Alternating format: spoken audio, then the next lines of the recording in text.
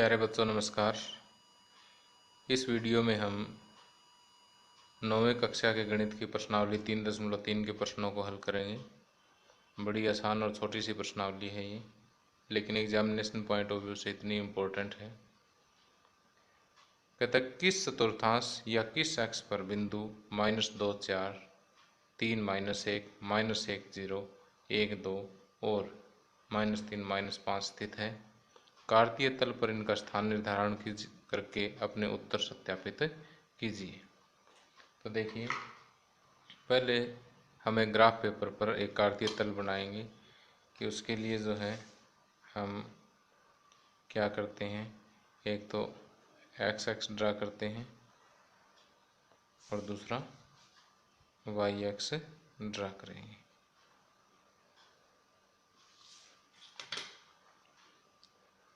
ये x, ये मूल बिंदु, ये x डैश, इसी तरह से y o y डैश, ये x x हो गया, ये y x हो गया।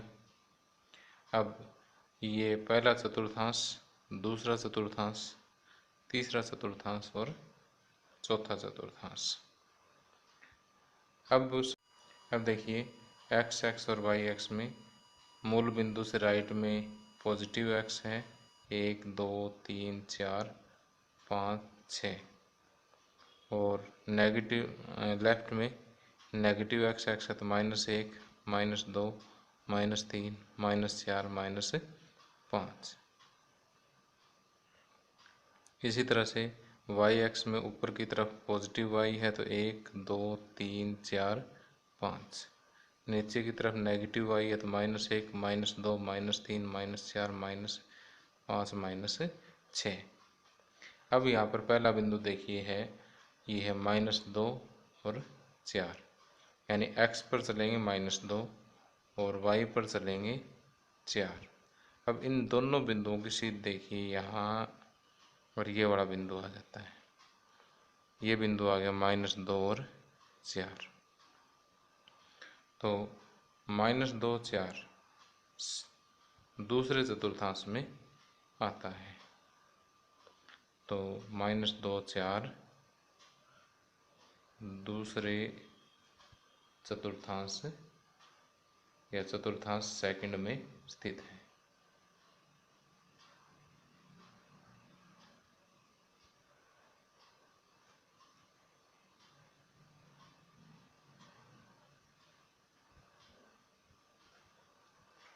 अब अगला पॉइंट देखिए 3 -1, x पर चलेंगे 3 और y पर चलेंगे -1। तो ऐसा पॉइंट जो इन दोनों की सीध में हो, यानी इधर से इधर चलेंगे और इधर से ये, तो ये वाला जो पॉइंट है ये होगा 3 -1। ये लाई करता है चौथे चतुर्थांश में। तो 3 -1 चतुर्थांश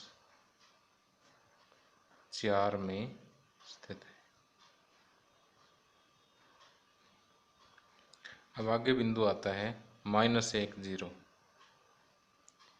x पर चलेंगे -1 और y पर 0, यानी y पर नहीं चलना है, तो ये बिंदु यहीं आ जाता है -1 0। तो ये कहाँ पर है, x एक्स पर। वैसे पता लग जाता है कि अगर y निर्देशांक 0 है तो ये x एक्स पर ही मिलेगा। तो -1 0 x एक्स पर स्थित है। आगे 1 2, x पर चलेंगे 1 और y पर चलेंगे 2, इन दोनों की सीध में बिंदु आ गया ये 1 2। 1 2 आ गया चतुर्थांश 1 में, 1 2 चतुर्थांश 1 में स्थित है। अब आगे देखिए -3 -5, -3 -5, x पर चले -3, y पर चले -5, इन दोनों की सीध देखिए ऐसे और ऐसे, ये वाला बिंदु आ गया। तो -3 -5 तो -3 -5 चतुर्थांश 3 में है, तो ये चतुर्थांश 3 में स्थित है।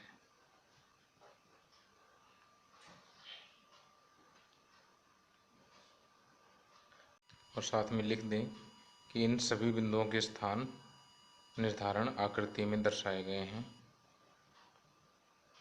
इन सभी बिंदुओं के स्थान निर्धारण आकृति में दर्शाए गए हैं।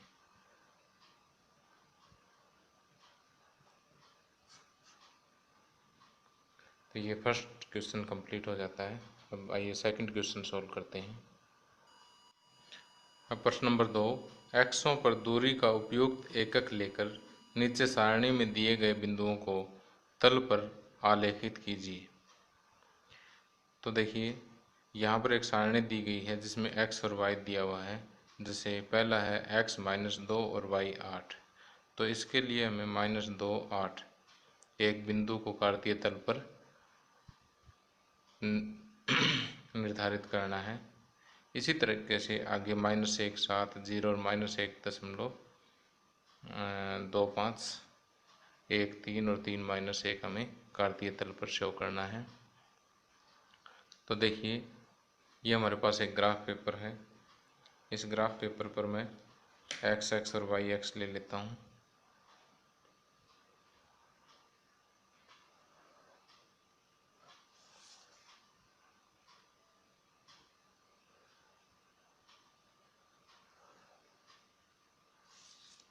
ये x है और ये y है। नाम दे देते हैं x o x dash y o y dash. o यहाँ पर मूल बिंदु है। अब यहाँ से राइट में 1 2 3 4 5 6 7 x की पॉजिटिव वैल्यू आएगी, लेफ्ट में x की नेगेटिव वैल्यू आएगी, और इसी तरह से y की पॉजिटिव वैल्यू ऊपर 3 4 5 6 7 8 और y की नेगेटिव वैल्यू नीचे। अब पहला बिंदु है -2 8, x पर -2 और y पर 8। तो ये बिंदु यहाँ आ जाएगा -2 8। ये x पर -2 और y पर 8, इन दोनों की सीध देखिए कहाँ आती है, यहाँ आती है। अब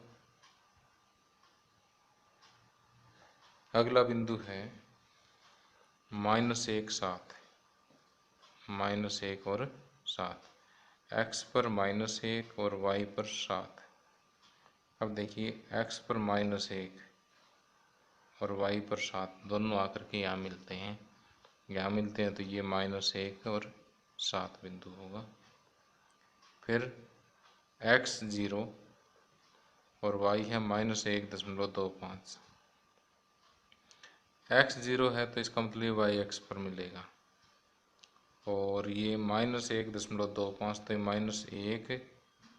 देखिए x तो 0 है ही, x 0 तो y x पे मिलेगा, पक्की बात है। तो y कितना है -1, -1 से थोड़ा सा फालतू यानी चौथा हिस्सा फालतू तो हम यहाँ लगा देते हैं। तो जो आपके पास ग्राफ पेपर होगा उसमें और भी छोटे खाने होंगे, तो ये -1.25 आप आसानी से निर्धारित कर पाएंगे। तो ये 0, ये वाला जो बिंदु है 0 -1.25। उसके बाद 1 3, x 1 है और y 3 है। इन दोनों की सीध में चलिए ये वाला बिंदु आता है 1 और 3।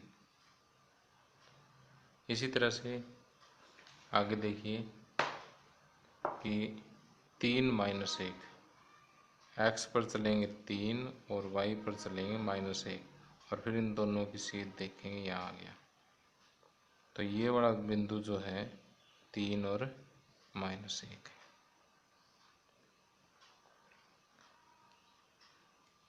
तो इसी के साथ ही प्रश्नावली 3.2 समाप्त होती है और ये चैप्टर भी समाप्त होता है। तो प्यारे बच्चों, यदि आपको मेरा वीडियो पसंद आया हो तो इसे ज़रूर लाइक करें, अपने दोस्तों के साथ ज़रूर शेयर करें, ताकि इन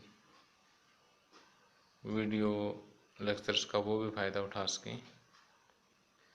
और अगर आपने अभी तक सब्सक्राइब ना किया हो तो इसे सब्सक्राइब ज़रूर कर लें, नोटिफिकेशन एक्टिवेट कर लें।